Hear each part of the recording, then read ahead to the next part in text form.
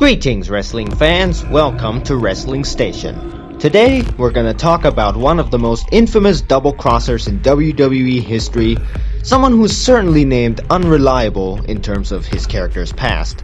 One of the greatest in the business history, yes, it is the Heartbreak Kid, Shawn Michaels. And this is Shawn Michaels' top 5 most savage betrayals.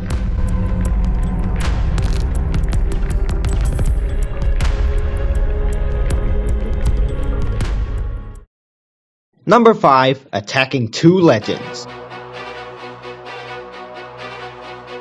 On an episode of Raw in 2005, a tag team match was going on between the team of Shawn Michaels and his partner, the immortal Hulk Hogan, against the team of Kurt Angle and Carlito. Towards the end of the match, HBK was finally able to get the hot tag on Hulk Hogan, who came in, threw a few punches at Carlito, backdrops Kurt Angle out of the ring, then proceeds to hit Carlito with the leg drop, and covers him for the victory for his team. Later, as the two of them were celebrating, Hogan turns around into sweet chin music from HBK. Seriously though, this kick was something else. He kicked him so hard his music stopped even before his body hit the floor. That is some great timing from the production team right there, people. Great job. The fans were stunned, the commentators were stunned, Shawn Michaels himself even seemed stunned. Next week on Raw, on Roddy Piper's Pit, comes the most difficult question for HBK to answer. Why did he attack Hulk Hogan? For some younger fans out there, Piper's Pit is basically just Miz TV.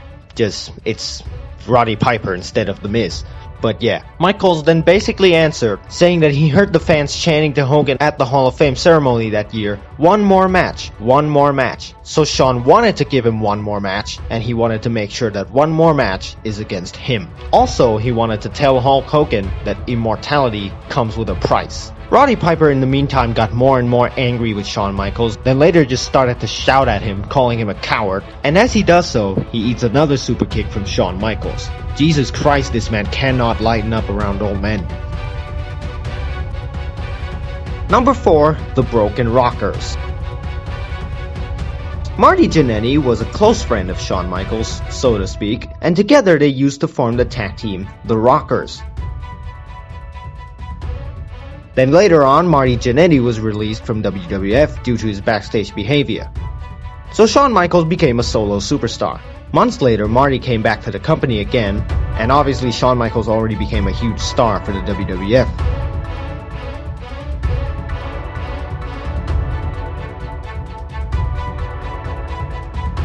And Marty then tried to convince him to reunite themselves and call themselves the Rockers again, in an honestly quite heartfelt and emotional speech in a segment that actually seemed kinda real. And Shawn Michaels did agree, shook his hand, but I'm sure most of you guys know the story. Less than 10 seconds later, as Marty turned his back on Shawn,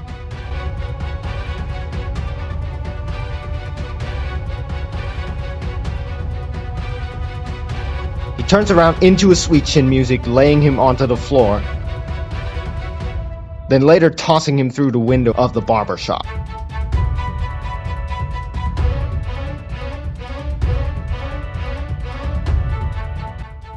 Number 3. Turning on Big Daddy Cool. Shawn Michaels and Diesel were once a tag team in the WWF, pretty famous one too. Moreover, both of them would later win world titles in their career. Both of them has pretty much always trusted and relied on each other. However, at Survivor Series in 1994, a 5-on-5 traditional tag team match that opened the show no less, between the team of the Teamsters, led by Diesel and Shawn Michaels, along with Owen Hart, Jim Neidhart, and Jeff Jarrett, fought against the Bad Guys, the team of the British Bulldog and Razor Ramon, along with Fatu, the 1-2-3 Kid, and the Barbarian. The match was going pretty well for the Teamsters, and Razor Ramon was the only man left for the Bad Guys, after the British Bulldog got counted out, and Diesel single-handedly eliminated everyone else by pinfall. At that moment, it seemed like victory was pretty much certain for the Teamsters, but in a shocking turn of events, Shawn Michaels attacked his own teammate by hitting Sweet Chin Music, which obviously made Diesel very mad. And the Teamsters side of the conversation became a total mess, and would later become the reason why they all got eliminated via countout, leaving Razor Ramon as the sole survivor for that match, picking up the victory for his team. Someone might think that it was an accidental move on the part of Shawn Michaels, but no, it's not. He intently attacked Diesel, basically because he found that Diesel was more popular than him.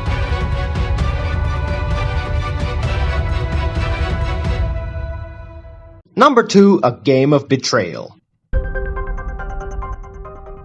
In the triple threat match for the WWE Championship at Survivor Series in 2009, John Cena was defending his championship against two members of D-Generation X, Shawn Michaels and Triple H, while against John Cena. However, what followed was something totally different. As the bell rang for the match, all of a sudden Shawn Michaels turns around and kicks Triple H in the face, knocking him out of the ring and, for a while, out of the match, turning the match into a one-on-one between him and John Cena. As I said, the match went on for a while before Triple H gained consciousness and rejoined the match. John Cena would later retaliate against the two men and successfully defend his championship. As surprised as Triple H was though, the two of them never really got into a big fight or anything afterwards, as the match was every man for himself and the WWE Championship, so I guess it was kind of understandable on Triple H's part. And number 1, the Royal Betrayal in Montreal. I'm pretty sure most wrestling fans know what happened in Montreal in 1997 at Survivor Series. In a main event match for the WWF Championship between Shawn Michaels and Bret the Hitman Hart, where Vince McMahon screwed Bret Hart out of the title, leading to Bret Hart leaving the company and joining WCW. There were two key personals behind this screwjob. Obviously, one was Vince McMahon, who saw that if Bret didn't want to do business, then he's gonna do business really bad after that happened. However, the reasoning behind Shawn agreeing to this screwjob was perhaps for his loyalty to Vince McMahon, or for personal reasons we still don't know. Fortunately, things got better over time, and now Bret Hart has forgiven them, or at least he claims he's forgiven them, and the two legendary wrestlers are still friends till this day, so everything's all good now. And that was it, the top 5 Shawn Michaels betrayals. If you guys enjoyed the video, please hit the like button and subscribe to Wrestling Station for more videos just like this one about the pro wrestling world. This has been Wrestling Station. Thank you very much for tuning in, and we'll see you next time.